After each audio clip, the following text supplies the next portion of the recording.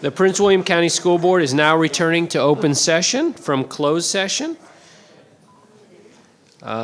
We do not have any closed session action items, so we'll move to the adoption of the closed session consent agenda. Mr. Chairman, Ms. Jessie, I move that the Prince William County School Board approve the closed session agenda as recommended. do I have a second? Mr. Chairman, Ms. Ralston, I second. excellent. Any discussion? Please vote.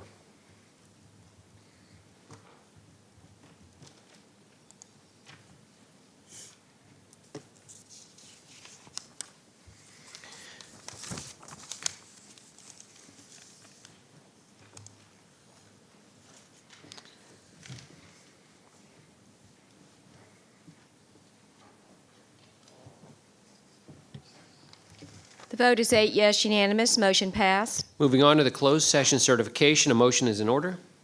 Mr. Chairman, Ms. Jessie, I move that pursuant to Virginia Codes 2.2-3712, the closed session of Prince William County School Board meeting on November 28, 2018 be certified by adopting the following resolution.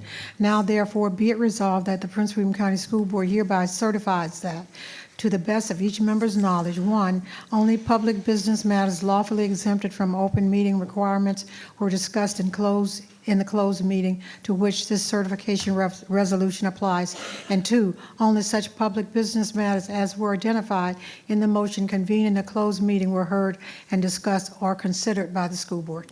do I have a second? Mr. Chairman, Ms. Ralston, I second. discussion? Please vote.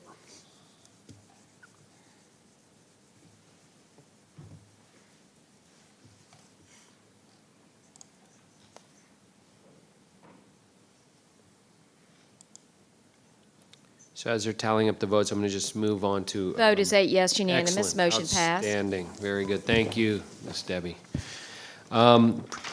Moving on to our Positively PWCS. This school year, we're kicking off the business of our meetings with a response to the community request to hear more about the good things that Prince William County Public Schools are accomplishing. We are working with the schools and our communications team to spotlight a few of the good news items at these meetings and elsewhere with the term Positively PWCS. Dr. Waltz, Superintendent of Schools, will introduce our presentation. Dr. Waltz. Thank you, Chairman Lateef. Tonight, I am very excited about the opportunity to introduce our Positively PWCS presentation because this story focuses on the success of one of our outstanding students sitting right there in front of me. And Mary Riker, teacher at Fredlin Middle School, is here to tell you more about Danny, an inspiring young man who is exceeding his goals for taking steps.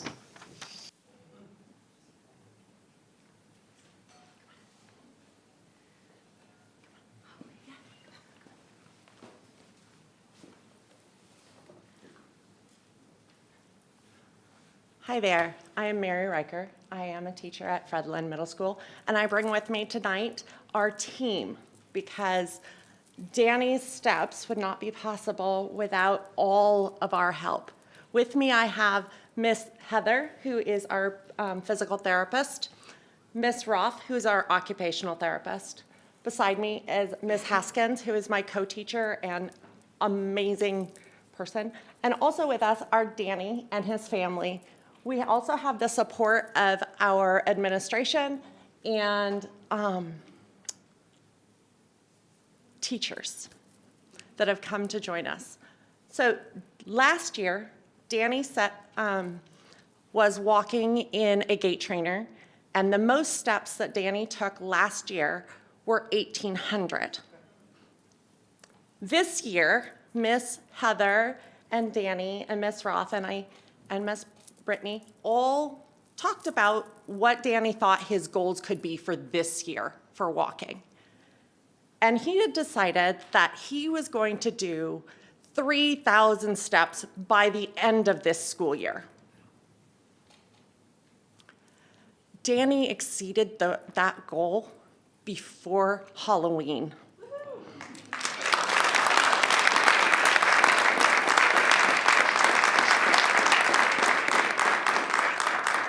And I cannot tell you how proud of his effort we are. We are also thankful for the support of his family in there encouraging him and working with him at home. And we couldn't do it without our entire team. Danny has set a new goal. Go ahead. 40,000 feet before Christmas. Of 4,000 feet before Christmas.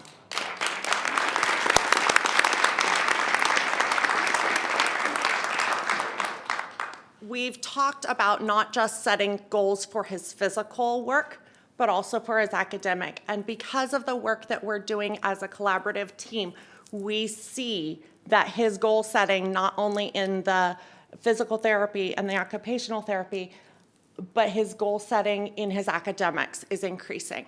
I did forget to mention another necessary member of our team, and it is Miss Gina, who is our adaptive PE teacher. So we have a video for you of when Danny took that 3,000 step, the very end of it. And you'll have to forgive our tears. And Miss B was filming, and please enjoy. Thank you. Good job, Danny. I'm gonna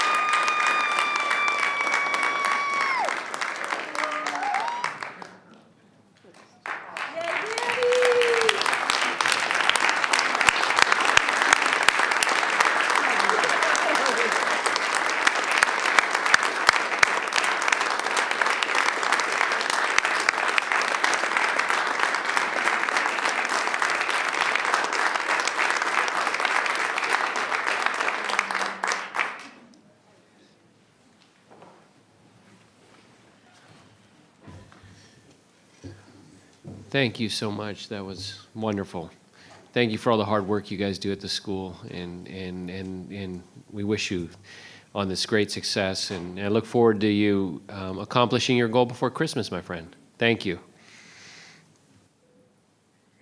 Next, we will be moving on to, that's it, actually. We're going to start our meeting. Sorry. I would like to call this meeting of the Prince William County School Board to order. We're going to do a moment of silence, and that'll be led by Gil Trenum.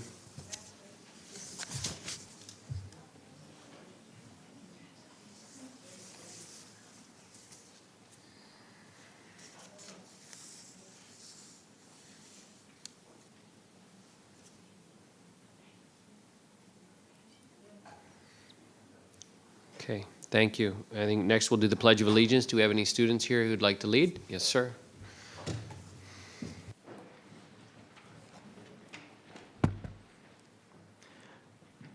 I pledge allegiance to the flag of the United States of America and to the republic for which it stands, one nation, under God, indivisible, with liberty and justice for all.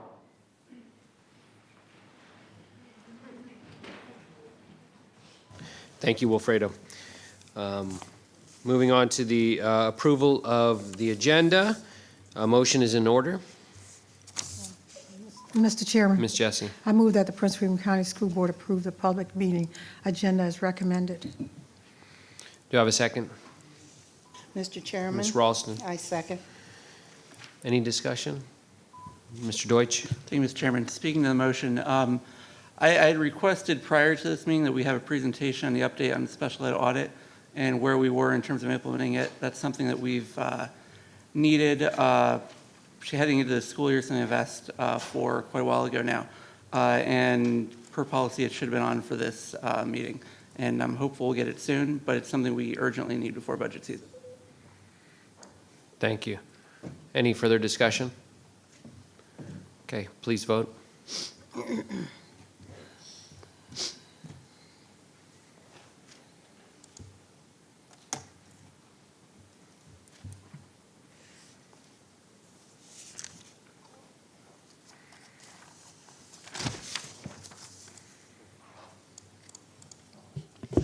vote is 7 yes, 1 no. Deutsch, motion passed. Okay. Moving on to the adoption of the consent agenda, a motion is in order. Mr. Chairman, I move the adoption of the consent agenda. Do I have a second? Mr. Chairman? Ms. Williams. So that was Mr. Deutsch, 1, and Williams, 2. Discussion? Ms. Satterwhite. Thank you, Mr. Chairman. I have a question for clarification.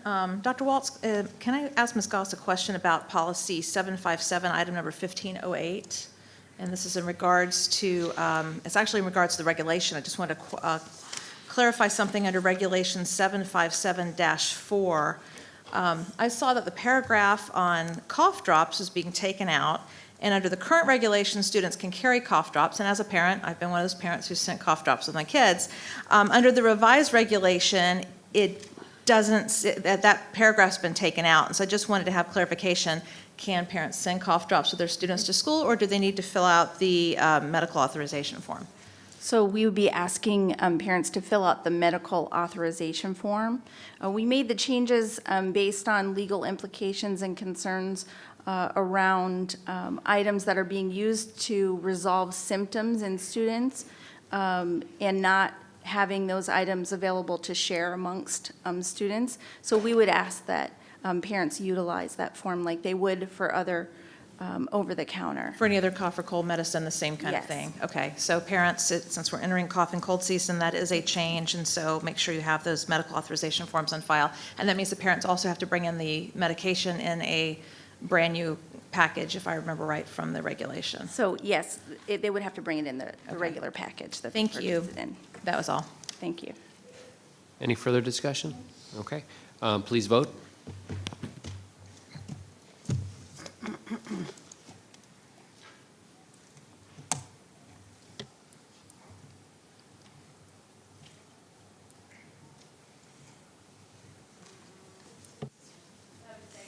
The vote is 8 yes, unanimous, motion passed. Thank you. During this time on the agenda, the student representative and alternates will speak and have an opportunity to introduce themselves and share their interest. First, we'll have Sasan Faraj, our student rep from Patriot High School. Mr. Faraj. Good evening, everyone. I hope everyone had a good break. Since the last board meeting, I visited Patriots Women Leadership Club, Garfield's SCA, and Garfield's Women's Leadership Club. Unfortunately, I was unable to visit Stonewall Jackson High School because of the snow day. However, fortunately enough, we had a snow day. I'll spend my time going over the overarching topics discussed at the schools. First is the dress code. As I said last meeting, I plan to hear what more students had to say about the dress code. Many student leaders from Woodbridge and Potomac believe that there was a lack of uniform enforcement of the dress code, which gives it a subjective nature and allows some students to feel discriminated against for their body type or socioeconomic status. When I went to Patriots Women in Leadership Club and Garfield's SCA and Women's Leadership Club, they had similar concerns associated with the dress code. I waited to hear from more schools on this issue in order to clarify and to clearly understand where the dress code could be improved.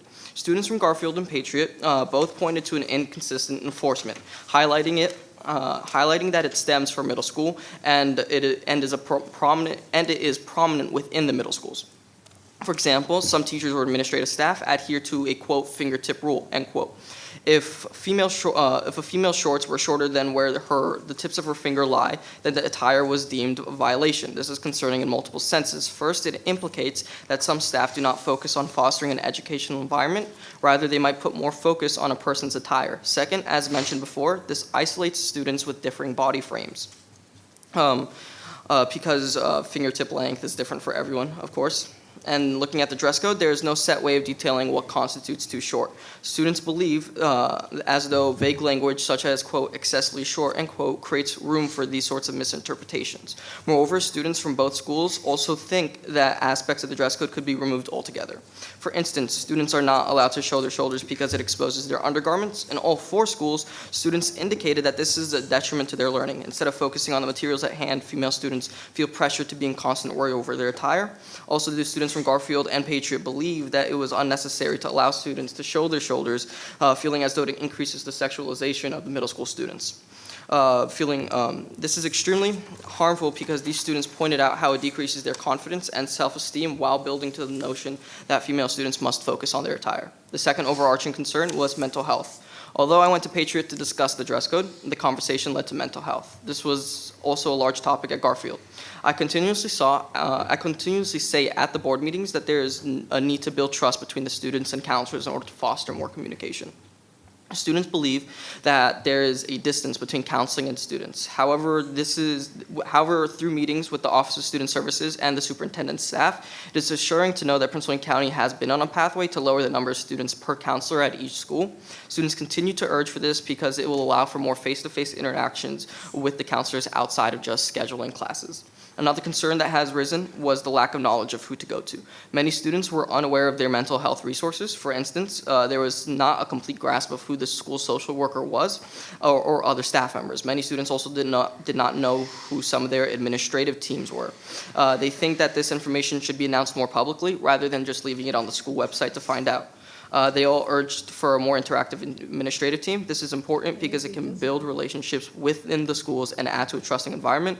And when students trust their staff, they are more likely to go to them during times of emergencies and more likely to enjoy their education. Lastly, students from Garfield inquired about updating infrastructure to go along with an environmentally beneficial trend. For instance, they inquired about installing new water fountains where students can place their water bottles down and let it fill automatically, thus eliminating the need for a disposable plastic bottle. I bring this to the board's attention because this can be a county-wide issue. Incorporating environmentally friendly equipment and technology can help Prince William County battle the effects of pollution and other wasteful products. On a different note, I'll visit Hilton High School on the 11th, and I am also replanning the visit with Stonewall Jackson High School. As always, students can email me at my Prince William County given email. I'll spell it out, farajsa19@pwcs-edu.org. Thank you. Excellent. Wilfredo Villatoro, Garfield High School. Good evening, school board members and public in general. Like Cezanne just mentioned, over the last couple of weeks, we had the opportunity to establish more conversations with multiple students in school districts in which we have reasserted previous claims that have already been presented to the school board, such as the dress code, lunch options, and mental health. We have also seen other ideas and claims from students. Like, for example, 2 weeks ago, Cezanne and I were at Garfield High School, in which we had an attendance of over 35 students with the help of SE8 and Women's Leadership Club members at Garfield High School. I will start by addressing the new material presented by the students. The first claim was in regard to the lack of natural environment present inside our schools. For example, students complained that certain schools within Prince William County have very few windows or sunlight that reaches the inside of the school. They assured that the closed environment was more likely to produce greater levels of anxiety and tension among students rather if they had a window in their classroom. Some of the proposals are for the upcoming years, factors such as daylighting construction are given greater emphasis for all schools. Another concern was more transparency. One of the topics some students were concerned about was the parking fees that are charged for schools, which are $100 per parking spot independent of the school. Students feel that the prices are very high, and most important, there is a lack of information that explain how the money is being used. Therefore, they feel their money is used improperly. Regarding previous schools, there is a significant number of students that assure that greater transparency in the school system assures greater understanding of the policies implemented. If students knew exactly how the money is being distributed, they would be more likely to accept the fee. Cezanne, Annabelle, and I also attended the Virginia School Board Association conference, in which we were presented with valuable information about the motivation and dedication required to produce significant changes within our school and communities. Finally, I would like to recall the meeting with the mental health team that took place yesterday here at Kelly Leadership Center, in which Annabelle, Cezanne, and myself attended. We discussed some of the claims students have previously made in the meetings. It was very successful. We explored multiple ideas and perspectives that we can use when we interact with students to assure efficiency and productive meetings. We also discussed the upcoming Parent Summit in January 5th, in which for the first time, students will also attend. The summit will be focused on mental health, which will successfully give us more knowledge of the day-to-day problems and concerns students and parents have within our schools. Restating my excitement for the Parent Summit, thank you, everyone. Thank you, Wilfredo. Next, we'll move on to, so citizen comment time is next, and we do not have any citizens signed up. Is that correct? It's a miracle. Okay, we'll move to superintendent's time.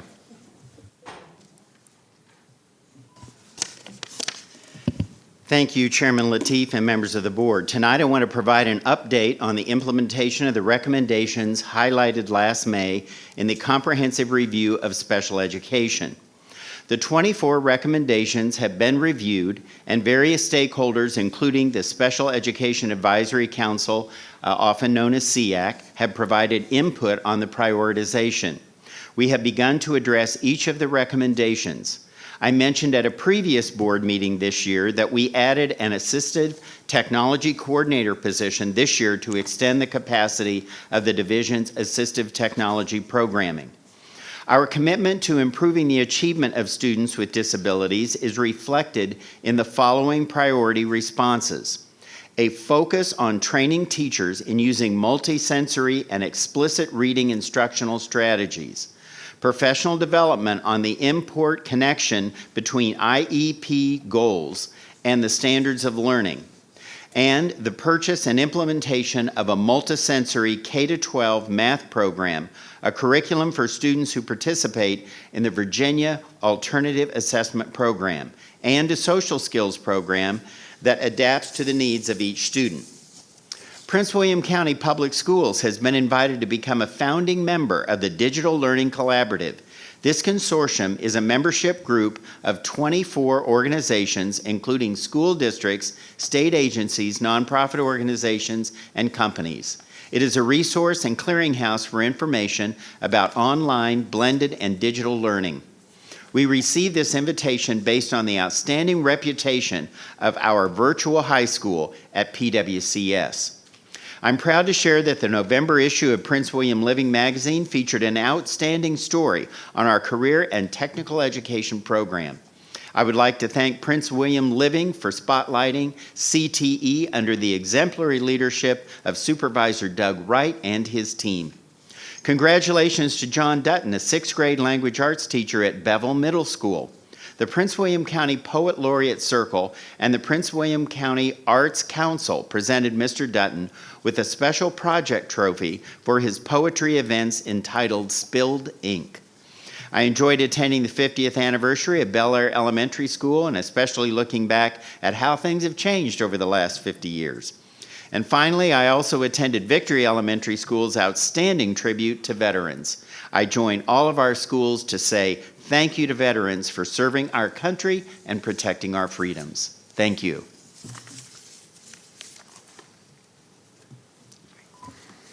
Thank you, Dr. Waltz. Next on the agenda will be board matters. We're going to move to our Fabulous 100 series. We'll be wrapping these up over the next couple of weeks.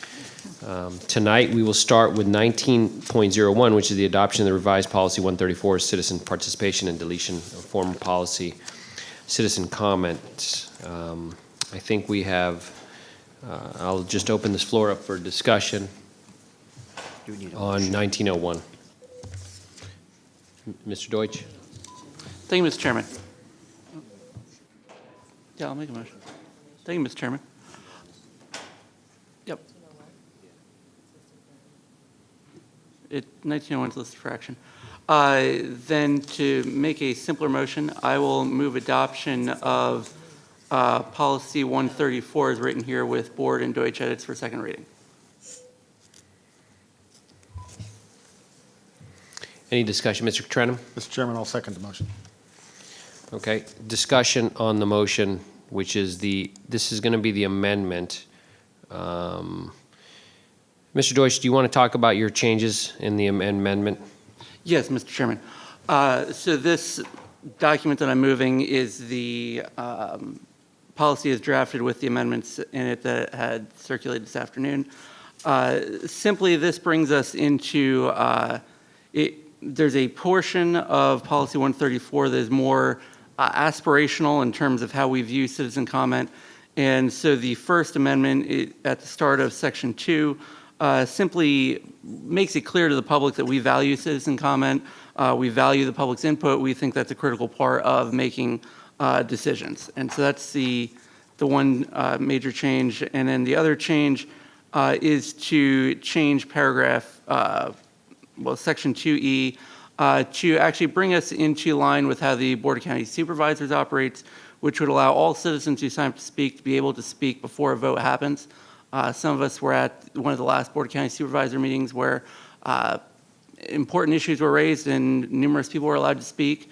And we only have two meetings that are often happen before any issue, and so it's critical to give those opportunities. And so that's what these amendments just enhance the policy to make it clear that we value and believe citizen comment time is very important, and the public and their views are important.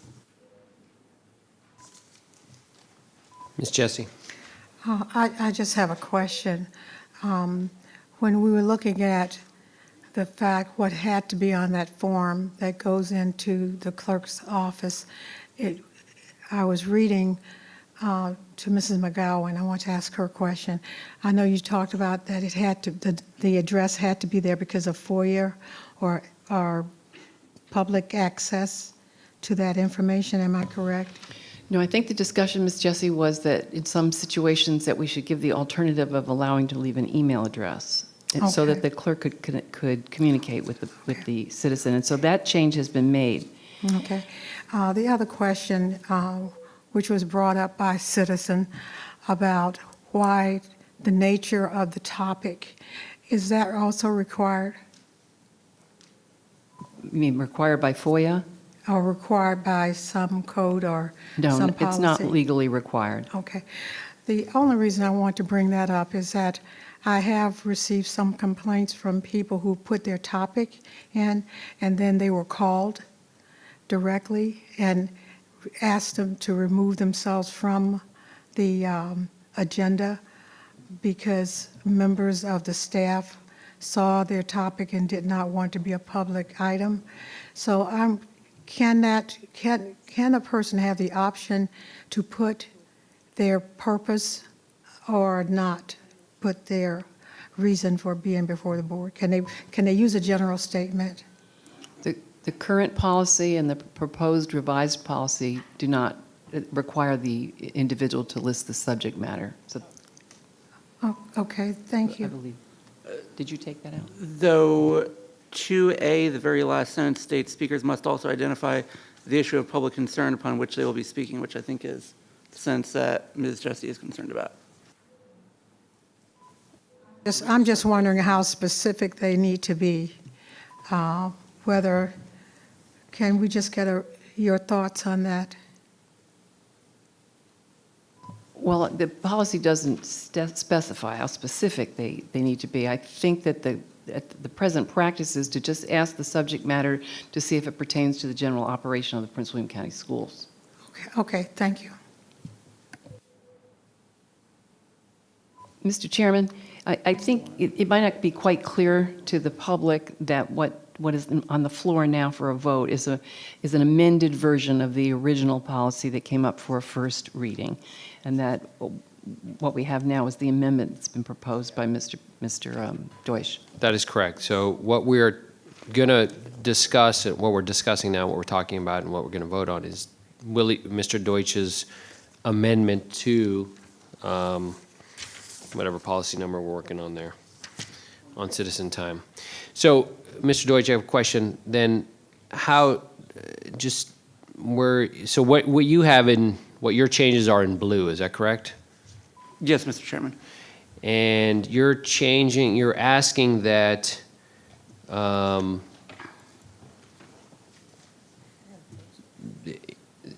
just for me to be clear, so your change is basically saying no limit on the 30 minutes. So if there's a controversial topic that evening, that all speakers get to speak, is that what you're asking? Correct.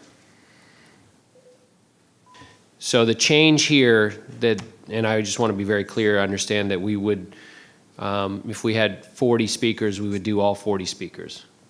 Correct. That's the second change. The first change is more just part of the aspirational language and makes it clear that we as a board value citizen comment. So currently, what you did take out was, so currently what we have is if there are, say, 20 or 30 speakers, the chairman has the discretion to go ahead and continue to listen to all the folks in the room rather than making them come back. And what you're saying is you don't want the chairman to have that discretion any longer. You just want everyone who's here to go ahead and speak. I think it's important that everybody's voice be heard before we take a vote. Now, what if the topic that they want to talk on is not on the agenda for the evening to vote on? We're here to represent the people, and we should be able to listen to them. But your specific changes are regards to you specifically say, in the event that a particularly controversial topic arises, the school board may designate particular public hearings on certain topics to be allowed to speak prior to a vote on a designated topic. So you're specifically asking for people to allow to be speak on a specific topic, which would go against what Ms. Jessie's saying, that, they may not want to say what their topic is in No, advance. so that sentence is, if the board, we have public hearings on boundaries, school namings, et cetera, and those are designated for that topic. So at the start of, before we take a vote on boundaries, we have a portion that's designated for a public hearing on X. Same thing for school namings. And that's just made it clear that we could have public hearings on that same manner that would allow for designated times for a designated topic. It's not requiring that outside of that topic, people identify what they're speaking about. Ms. Williams? So I'm all for comment and hearing from the public. My concern is that, let's go back in time and say we're discussing, I don't know, the non-discrimination policy, and we're here for 6 hours just on public comment time because we have 400 speakers who are signed up, and you want to hear from all 400 speakers. My only issue with this is that we have other avenues for people to be able to supply comment to the board outside of coming to speak before the board. I'm sure, as you know, I mentioned before that there are plenty of people that don't own a car and there's no bus stop. So there are alternate forms of expressing their individual concerns or ideas and thoughts. Coming here is not the only outlet. So you're okay with 8 hours of public comment time during a regular meeting, just because 600 people sign up? Yes, I believe that every avenue we have to listen to people, we should be able to fully utilize and fully take views from the public. And usually items that create a lot of discussion from the public are ones that either are really critical to the public or ones that maybe the board invokes and chooses to engage in, or some overlap of the two. And we should be fine as publicly elected officials to hear from as many people as want to speak on a topic. They're our constituents. Ms. Williams? And then I'm confused with the public hearing part, because what's to stop someone from coming to both, or all 600 people from coming to both the public hearing and the regular meeting to talk on the topic, and then we've essentially heard them twice? This wouldn't be a change from the current public hearing practice we have, where we designate a certain time for certain issues. Ms. Jessie? I'm wondering if we have a number of speakers who want to speak, how flexible are we at reorganizing the meeting so that the other items are first and followed by public comment? Is that feasible? Do you understand what I'm saying? If the chairman so chooses and he sees that you've got public comment that could go for 2 or 3 hours, that he could restructure the board meeting so that other business could take place prior to citizens' comment. Ms. Ralston? Thank you, Mr. Chairman. My only thought to this discussion is that if people come out and they want to hear what we have to say, or they want to say what they are hearing from us, they should have that privilege. I don't understand saying, community, not now. That doesn't make a lot of sense to me. The community put us here, so it's only polite to give back something, and that's the time that we will be using up, I presume, is what we're talking about. So currently, as it stands, the way we've been doing it, at least since I've been here, is that if we have more people to speak, and there are topics that are controversial, we allow them all to speak, and we've gone through, and we've never had them come back afterwards. So I'm not necessarily opposed to what Mr. Deutsch is saying here, but we already do this, and the current policy doesn't not allow us to do this. It's at the chairman's discretion to say, hey, we have more than 10 speakers, we're going to have 20, 30 speakers, we can do that as we wish. And if it is a controversial topic, I expect that at least me being chair, I'll want to hear all of them. Now, if there's 600 people who want to speak, we have to get the board business done, and that may be something that on a special case we have to address. But at this point, my feelings are the current policy, the way it stands, addresses this issue already, and I'm not in favor of necessarily adopting Mr. Deutsch's amendment. But that's just my feeling. Ms. Satterwhite. Thank you, Mr. Chairman. There's a difference between the policy as it stands, what was given to us in our first reading for citizen participation, and then there's a totally different version that Mr. Deutsch has given us. So we're actually talking about 3 different versions. We want to talk about what we're already doing right now. I completely support what Mr. Deutsch has put forward with his amended version of the policy. And just like Ms. Ralston said, it's the people who have put us in this position, and we are responsible to the people. The Board of County Supervisors hears everybody up front. If we have business that night, and people are here to speak to something that we're going to be talking about that night, we need to hear them before we vote. And that's only right. We've had meetings where we've had people waiting to speak, and we've already had the vote because they've been pushed to the end of the meeting. And that's not right. Second reading, sometimes we're changing things up, and that's when we're voting. And so if people are coming in here to tell us something, we need to listen. We are responsible to them. We are only here doing this job because those people took the time to go out and vote for us and put us here. And it is our job to listen to them. And so I very strongly feel, as someone who stood behind that podium many, many, many meetings, I strongly feel that we need to listen. And we do need to extend the citizen comment time. We don't need to squelch it in any way. I also do appreciate the language that Mr. Deutsch added at the beginning of Section 2. He softened it a little bit and did make it a priority that, yes, we welcome and encourage comments from the public. As he mentioned with controversial topics, if we can see trends, we can tell when there's a lot of interest in something. We can see when we might have to set up a public hearing for something that is invoking more interest than what we think we're going to have time for at a meeting. If we see that happening, we can set up a public meeting or public hearing. And as Mr. Deutsch mentioned, we can follow the procedures we've done before. The next meeting, we make it clear in one meeting, we're going to have a public hearing. If you have comments before we vote on this at the next meeting, that's the time to come and speak to us. So I think we have that addressed in this. So thank you. Mary. I just had one comment, understanding where all the board members are coming from.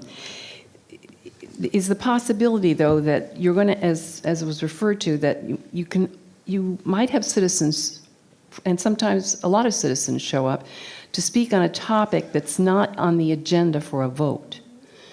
So you might want to have some language in here that would allow you to say all citizens who signed up to speak on a topic which is currently on the agenda for a vote will be allowed to speak prior to the vote. So to give yourself the leeway of having one of these controversial topics that goes on from week to week, and, people are interested in speaking on it week after week, but it's not actually up for a vote that night. But you might have a large number of people that you want to be able to either put after your actual business is conducted or accommodate separately from those who are speaking on something that's up for a vote. You see what I'm saying? Yeah. Ms. Williams. I'm just concerned about people abusing this privilege, similar to what Mary's saying, and it is a privilege because, like I said, everyone cannot physically make it to the meeting. So there are other outlets for people to continuously provide input to us, and it's not ignoring our constituent base by not, putting the same value on when people email or call us or write letters. There's multiple avenues for people to express their thoughts and concerns. I am concerned about this because, like I said, I can sit here for 8 hours. That's not a big deal.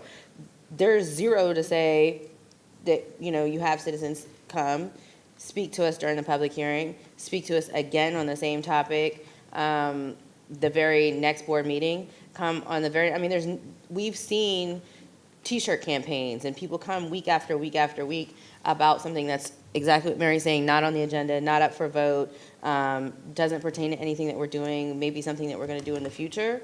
And I'm okay with that if we want to sit here for 9 hours every single night. I am the type of person who would definitely find this loophole and be like, let me bring 15 people with me night after night so the board can listen to me night after night at every single board meeting, because I would do that, about a topic that's not related to a vote, to make sure that I got my point across. And we just sit here for 4 hours before we were able to conduct any business of the board at all, because there's no leeway in here to do anything else. And if you guys are okay with that, I'm fine. I mean, I don't have a problem sitting here for hours and hours. I just want to let you know, because I'm that kind of person. That's something specifically I could see myself doing in the future. So, Mary, as I read Mr. Deutsch's language, it says all citizens who signed up in advance at the door will be allowed to speak prior to a vote on the designated topic. Willie, what do you mean by designated topic? Do you mean a topic that will be voted on that evening? Well, and would you be opposed to adding the language Mary said right there? So I'm actually, we've had people come up to us before and are concerned that by being pushed to the end of the night, they're essentially, we're essentially using them being pushed to the end of the night as a spam filter of sorts. Because if people have to wait another 4 hours to be able to speak, there's a delay in how many people are going to stay. And if people have to wait, 2, 4, whatever hours to speak, a third of them maybe go off and decide they're not going to speak. And so hearing from people up front is what we should be doing. It's especially critical to do it before a vote, but if people take the time to come, we should take the time to listen to them. Ms. Jessie. Actually, something happened at the Board of Supervisors meeting, and I think Mary is addressing that in some way. My husband and I went to speak on a topic, and there was a sign-up list for that topic because it was going to be voted on that night. But when we got there, there was a note that this topic would not be discussed. However, there was an open citizens time where you could sign up for citizens time, and you really didn't have to give your topic. You just said, as a citizen, I have something. And I think that, I don't know if anyone's going to come in here and talk about anything other than education, but I think what my point was that it would be educational related.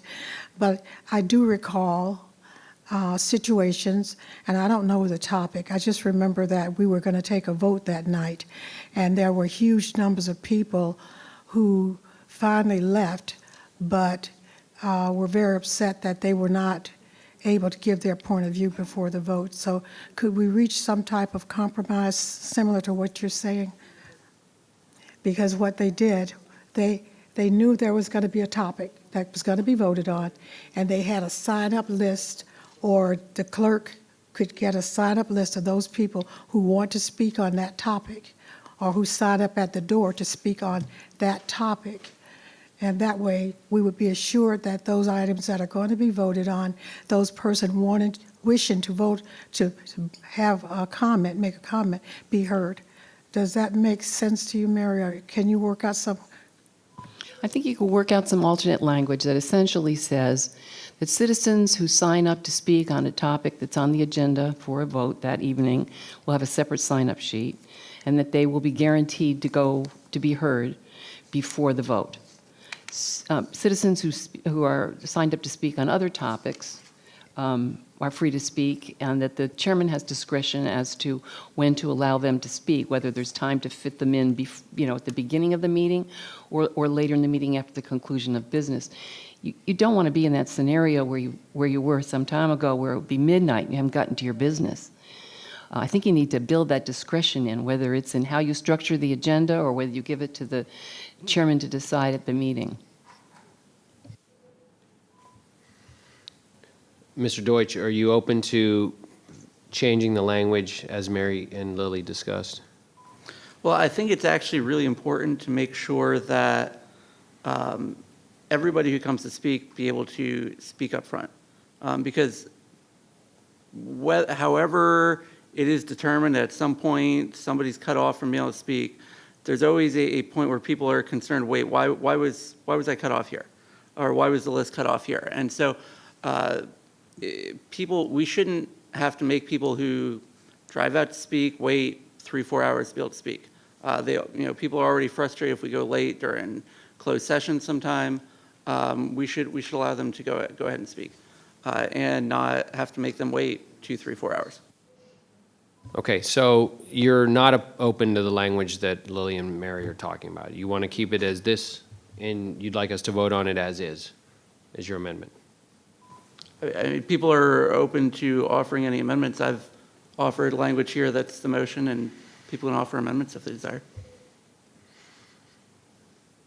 Mr. Trenum? Thank you, Mr. Chairman. I was letting some of the discussion play out. I think it's important to allow people that make the effort to come down here to give them a chance to talk. Now, like Ms. Jessie said, the Board of Supervisors, they do offer separate comment sections on particular topics. We could certainly look at doing that. The other thing I think the Board of Supervisors do if they look like they're going to have a lot is they will reduce the time allotment, but that's not on they don't do that on a per person. They do that to the entire group. So ahead of time, the chairman would say, okay, based on the number of people, we're going to reduce it from 3 minutes per person to 2 minutes or something like that. That's an option as well if we're concerned about large numbers. I think we can anticipate.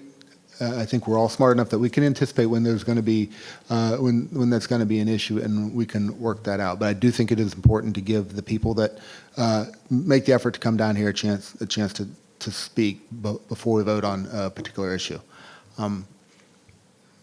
Those are my thoughts. Like I said, it's important to give them a chance to speak if they make the effort. Like I said, I'm willing to give the chairman the discretion to shorten the time a little bit if we need to do that. So, Ms. Williams. Could we just table this and rework this? I mean, clearly we all have a lot of concerns and input, and I don't think it's fair to anyone at this point to just vote on the amendment and make this permanent when we're all still struggling with language and questions. I don't think anybody's objecting to allowing people who come down here to speak. I think it's just the manner in which and when, based upon topic, and I just think it would be fair for all of us to have some time to digest this and to really give it some thought, because it seems like I said we're all on the same page with allowing citizens to talk. It's just the methods. Yeah. So are you making a motion to table this for further discussion? I am. Can we be polite and ask Willie if Mr. Dorches? Whether or not we'd like more time to review it. Could you ask the parliamentarian if we're I mean, I thought on we the had a right motion on the floor, path but- here? Well, so, I mean, Ms. Ralston's asking very nicely, Willie, would you consider us tabling this and bringing this back with the proper language that addresses your concerns and then addresses, Mr. Trenum brings up 2 or 3 good points that would have to be worked in this evening, which would be difficult to do. We could bring that up at the next meeting. If you're not, then I'll ask for a motion to table it. But if you're okay with tabling it, we still need a motion to table it. I think we need a motion to table, that's fine. Yeah, okay, do I have so I have a parliamentarian, sir, can I go ahead and take a motion to table this? Actually, a motion to table would not be in order. You could make a motion to postpone it to the next session. Okay. Mr. Chairman, I move that we postpone this to the next session. So. Second. So, all in favor, or any discussion on that? No. Please vote. I can just, does anyone oppose to postponing it? I hear no nays. That means we will postpone it. That is done. Okay.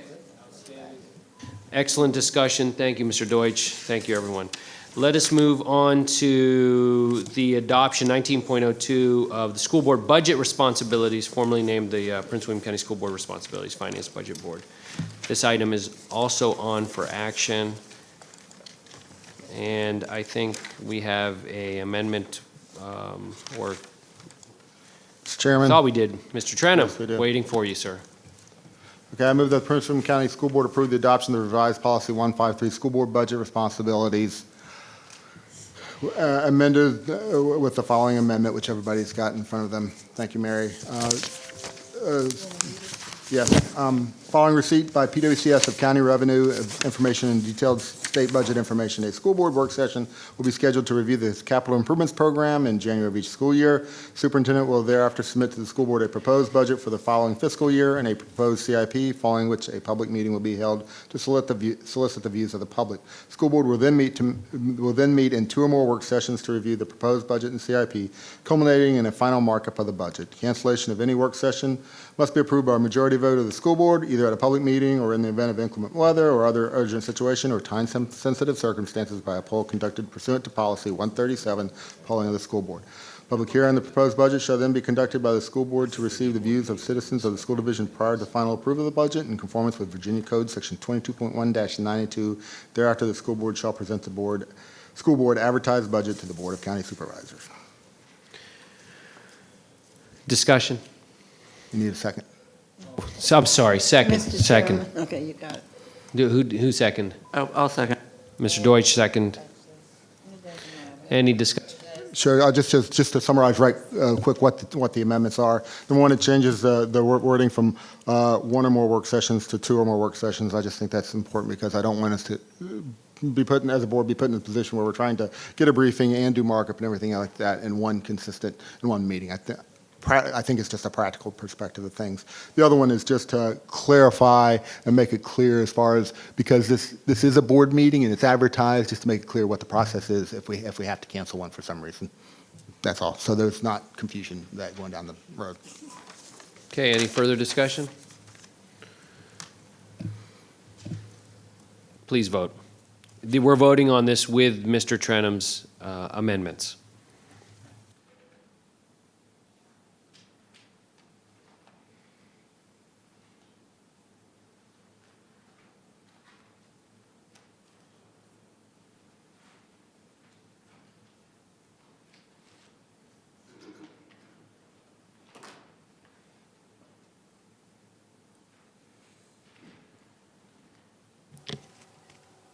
The vote is 8 yes, unanimous, motion passed.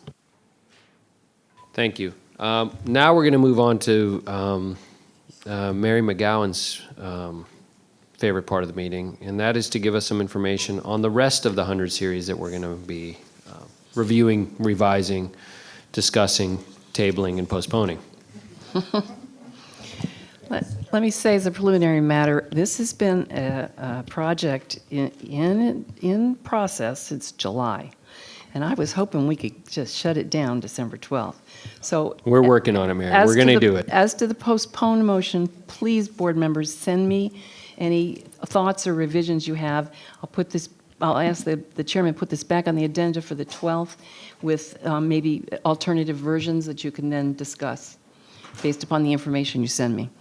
So moving on to 156, policy 156 is school board referral of complaints Ray employees. This has been a longstanding policy that's been renamed and updated to clarify the legal reasons why the board must, of necessity, defer or refer complaints about employees to the administration.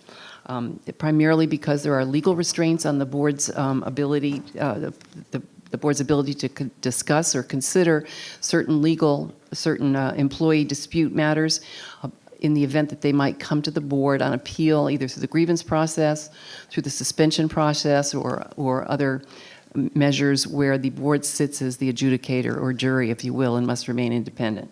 So that was the purpose for those updates. No questions on that one? Mr. Deutsch? So I've got one question, and it's something that ties into this. But we had a discussion, and we funded an ombudsman last budget cycle. I think there's discussion of creating policies for that over the summer. And I would think the ombudsman policies would somehow tie into these in terms of complaints regarding employees. Are we going to work that into here when those get finalized? Is there a timeline for finishing the ombudsman policies? What's going on with that, and where does that get worked into 156? There are numerous complaint procedures in probably 7 or 8, or maybe even 9 or 10 complaint procedures that are going to have to be integrated into the ombudsman's role when the ombudsman position is put into place. Over the summer, I met with Mr. Trenum. Mr. Trenum and Ms. Williams were on the committee to help us come up with a proposal to outline the duties, if you will, of the ombudsman.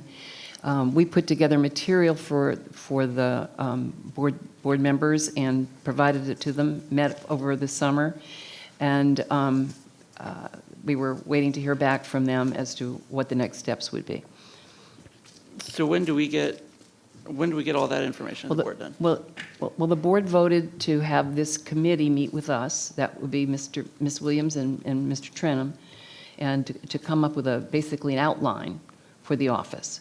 And we did that. The staff came up with an outline, we presented it, but we haven't heard back from the committee members. So we're waiting on, You folks.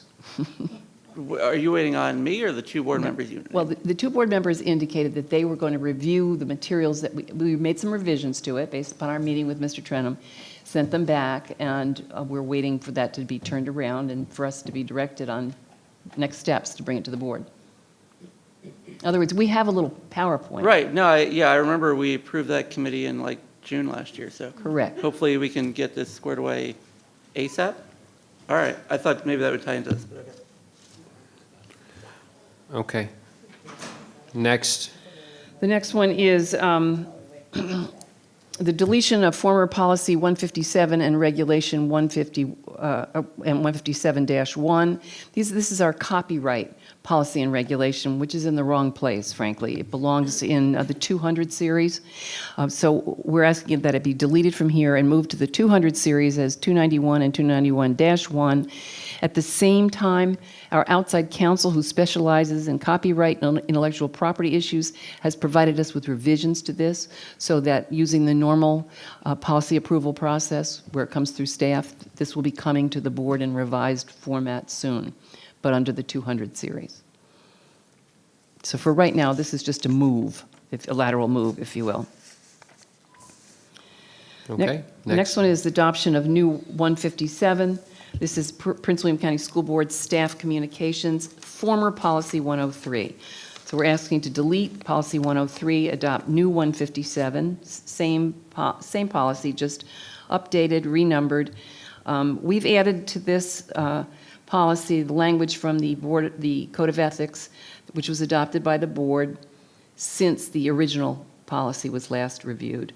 And it relates to the role of the superintendent as the chief administrative officer and the protocols between the board and the superintendent relative to communications between employees and the board, essentially that they move through the superintendent. And that's been the longstanding practice, and that's reflected in your Code of Ethics.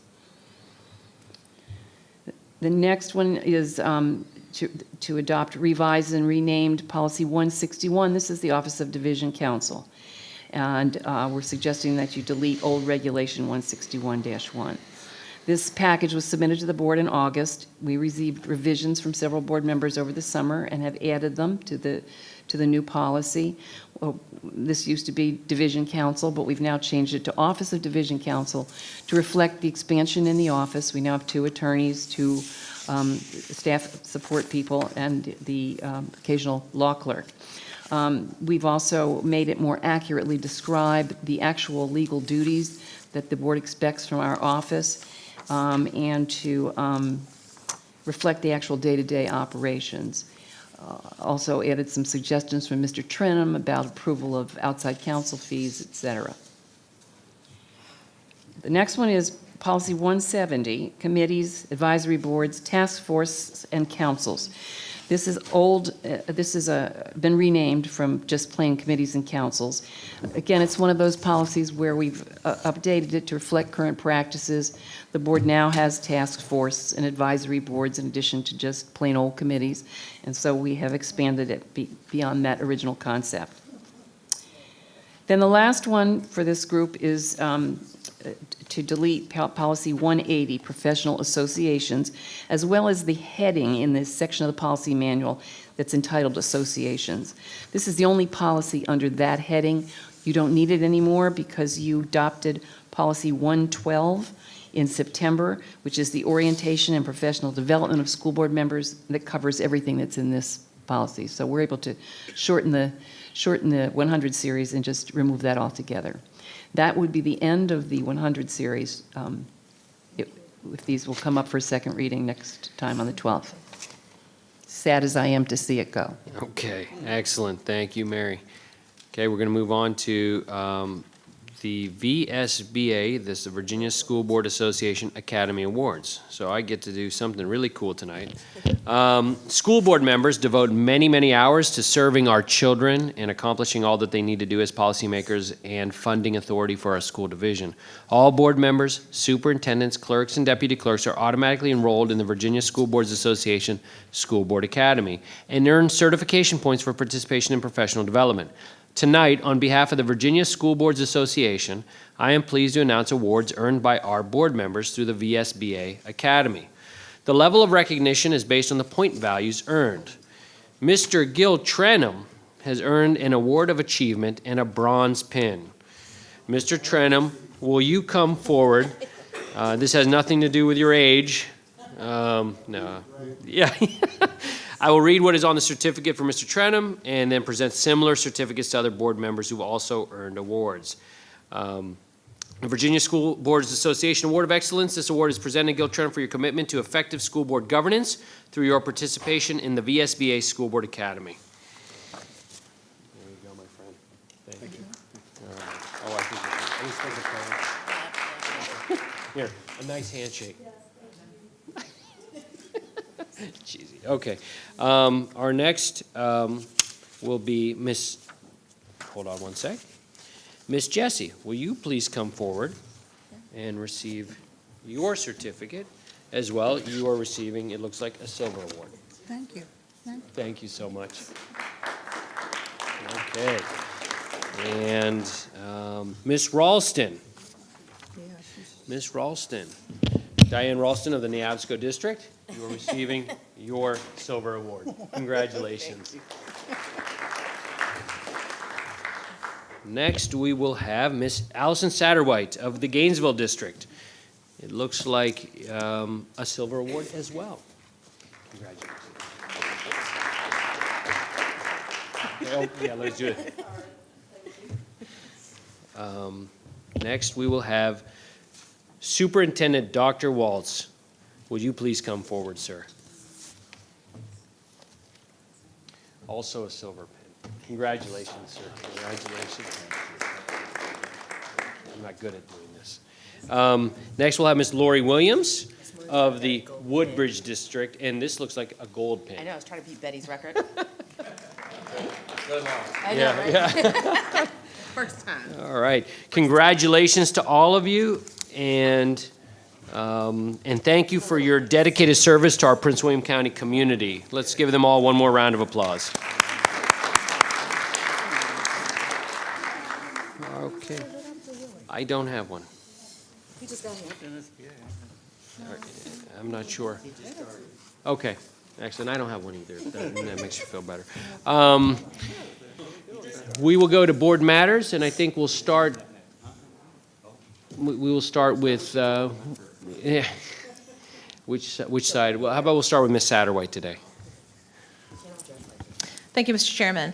I had the pleasure of attending National Young Readers Day at Sinclair Elementary School and reading in one of their classes, and I just want to thank everybody in the community who turned out to read for that event. I pulled up in front of the school and saw 2 fire trucks and reminded myself there's not an emergency. We have firemen here reading to our students. And we decided it was the safest school in the district that day because we had many of our police officers and SROs there visiting, police officers from our public service department. So I really appreciate everyone who showed up. Also, lots of local businesses. As I heard, there were more people there to read than they had slots available for, and so they were doubling up. And that's a good problem to have. So thank you to everyone who showed up to Sinclair. Some of our guests brought gifts for the school, and that was greatly appreciated. So thank you very much for the hospitality at Sinclair, and it was a joy to be there. I want to remind everybody, as we get into this holiday season and moving into December, we have amazing fine and performing arts programs in our schools. And this time of year, from elementary school to high school, we have concerts at every level. Orchestra, band, choir. So I just want to encourage everybody, check out to see what's available at your local schools and take advantage of these wonderful performances from our students who've worked really hard and our directors who've worked really hard with our students. So that's it for now. Thank you very much. Thank you, Mr. Chairman. Just wanted, since we are coming off of Thanksgiving and rolling into the holiday season and the gift-giving season, I wanted to talk about an organization right now. As parents, we all try and educate our kids, not only on the receiving aspect of that, but also on the giving aspect. And in from a fusion effort with my school board roles, and also as a Navy reservist, one of the things I learned about when I was deployed is an organization called Our Military Kids. It's a group headquartered here in McLean, Virginia. It was founded here in Virginia in 2004, and it's a 501c3 that is focused specifically on supporting children of deployed reservists, deployed Guard members, and deployed wounded veterans. The funding they get is dedicated towards paying for tuition for either sports camps or fine arts camps, or tutoring for the kids of these service members. So far, since 2004, they have every eligible student who has applied has been funded, and I think it's just a great organization. And see, 92% of the funds they receive go directly in checks to kids. So I think that's wonderful. The group's called ourmilitarykids.org. On the web, you can go there and find out how to fund. If you're a federal employee and use the Combined Federal Campaign, you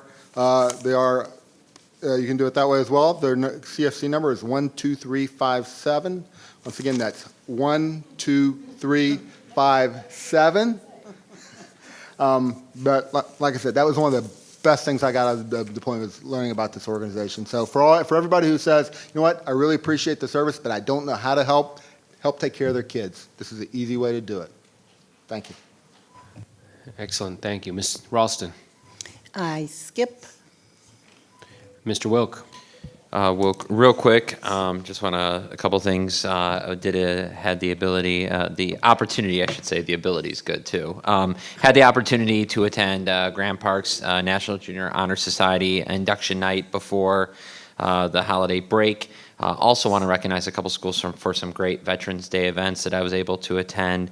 I was able to, and they all had various different types, and I think that was kind of unique, that each building kind of had their own kind of flavor to it.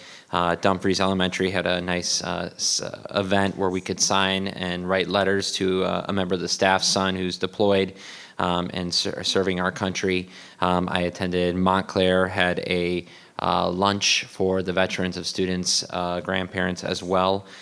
Triangle Elementary had a morning parade where veterans and parents of that building went around the school, and it was really great. The kids were out there waving flags, really cool event. Henderson had a breakfast for the veterans and the families, and then Ashland had a big veterans assembly at the end of the day. So it was great to be in those events and see and thank everyone for their service to our country. And then, of course, we also had our VSBA conference, which I was able to attend this year. Had a lot of great conversations and a very good time, and learned a lot and collaborated a lot with our board and talked to other board members as well. So that's great. Thank you. Ms. Williams. Thank you, Mr. Chairman. Of course, I would be remiss if I did not congratulate Freedom High School's football team for going on to, they're going to the state championships now? Semifinals, excuse me. Still learning. So I just wanted to congratulate them, but I also wanted to congratulate a senior from Freedom High School, Amaria Smith Speets, forgive me if I mispronounced your last name. She won a full ride to the University of Nebraska Lincoln on a bowling scholarship. Right. And I just think that is absolutely amazing. you know, we spend a lot of time talking about very popular sports in society, football, basketball, and the like. But as someone whose son was on a bowling team and comes from his father's side, is all bowlers, I can tell you I absolutely cannot do anything but put that ball in a gutter. And I think it takes an extreme amount of talent to be able to bowl successfully. She is ranked in the top 10 nationally as well. And she won the Virginia State Pepsi Tournament Championship 4 times. And, you know, I just think it's worth the time and effort to highlight some of our other athletic students and the job that they do. And I just wanted to congratulate Ms. Spites again on her full ride. So. Wonderful. Mr. Deutsch. Thank you, Mr. Chairman. Echoing some of the earlier statements about the holiday season coming up, December 4th at Hilton Performing Arts Center is the Osborne Park performance of Handel's Messiah. And they do it in conjunction with, I believe, Patriot and then Battlefield, or I believe Battlefield. Anyway, it's a multi-high school operation, and it's really incredible. Been there a number of years in the past. They've got a full orchestra, they've got a full choir, some great soloists, and just an incredible way to kick off the season. So if anybody's free, it's December 4th in the evening over at Hilton Performing Arts Center. And then just two requests. Appreciate the update from the superintendent about special ed and where we are. Would reiterate asking for a presentation so as a board we can dialogue on where we are in the implementation of that at the next school board meeting. I think that discussion is going to be critical as we head into budget season, understanding the cost implications of what we're trying to implement and how that plays into the budget process.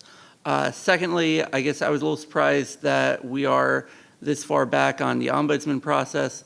I know that was a big priority for us during the last budget season, and we just request that as a board we get that update by the first January meeting so we can hire that ombudsman, start implementing that ASAP. Thank you so much. Ms. Jessie. Thank you, Mr. Chairman. I wanted to congratulate Bel Air, 50th anniversary. The superintendent and I were there.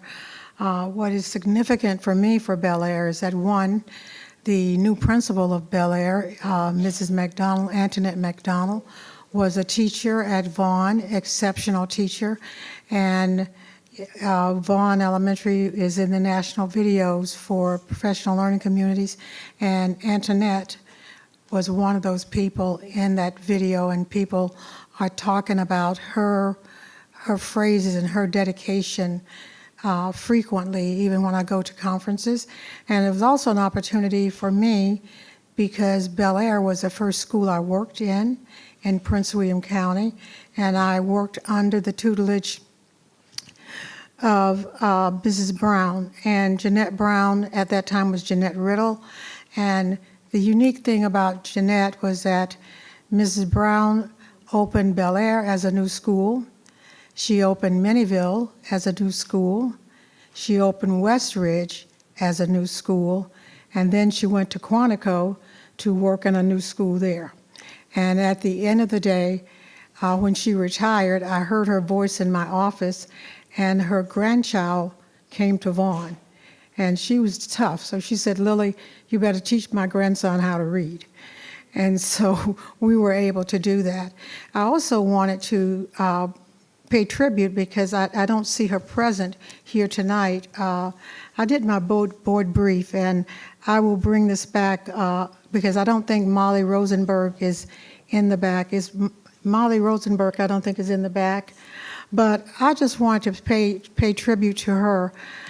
She works with all of us on those board briefs, and I don't know if you have had that opportunity, but she is so patient. Even when you miss a line, she comes back and she helps you structure everything.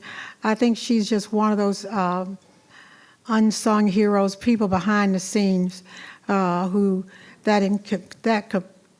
the entire media department, I'm just in love with them because they do so many wonderful things. So, Molly, when you come back to the next board meeting, I have a special gift for you. Thank you. Thank you, Ms. Jessie. I don't know if the cameras can swing by on the sides. We have these sculptures at the ends of the dais. I'd like to sort of recognize these are plaster sculptures from Patriot High School students. Liz Reed is the art teacher there. They're made by the following student artists: Brock Hoffman, Emmy Reynolds, Lauren Kim, Fatima Sheikh, Peyton Rafferty, Isabella Vasquez, Julio Martinez Zalea, Grace Schwab, Janine Goober, and Sophia Shannon. So they are lovely pieces. If you have a chance to take a look at them, they are fantastic, but some of the great artwork that our students at Patriot High School did. So thank you very much, and give them a round of applause. I'd like to echo Lori Williams. Congratulations to Freedom High School. They are in the state semifinals for football. Basketball did start in the season also, but we are still playing football, and Freedom High School for the first time won the regional finals. They are now in the state semifinals. The game will be Saturday at 1 o'clock against Westfield High School at Westfield in Chantilly. That's at 4700 Stonecroft Boulevard.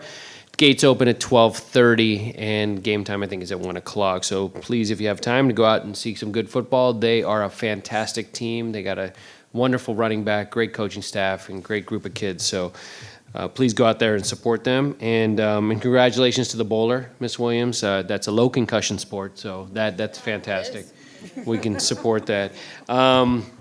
I want to comment, last night we had our annual board-to-board meeting where we met with the Board of County Supervisors and the entire school board. It was a very productive meeting. I thought the discussions were robust and addressed a number of really important issues that the community desires us to address. And I want to thank the County Board of Supervisors, their staff, for taking the time out to come over here last night and spend a few hours with us discussing really important issues. I want to thank all the school board members for putting the time and effort in, Lori and Gil for being on the joint CIP committee and doing the hard work you're doing, and Lily as well on those committees to help us get to where we need to be, to work closely with the County Board of Supervisors. I thought last night's meeting went very well. There was public were allowed to be there, and for the most of it, it was an open session.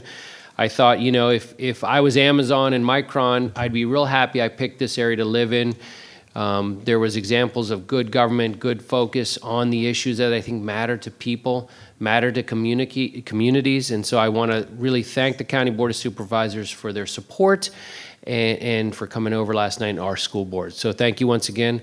You know, I want to mention, Gil Trena mentioned the deployed veterans, or deployed soldiers and veterans and our military personnel overseas, and during the holiday season, it's important to remember that we have a lot of students in the school system whose parents are military and their parents are deployed overseas and they are here without their parents, and so something to think about. So please consider supporting Gil's organization. Thank you so much.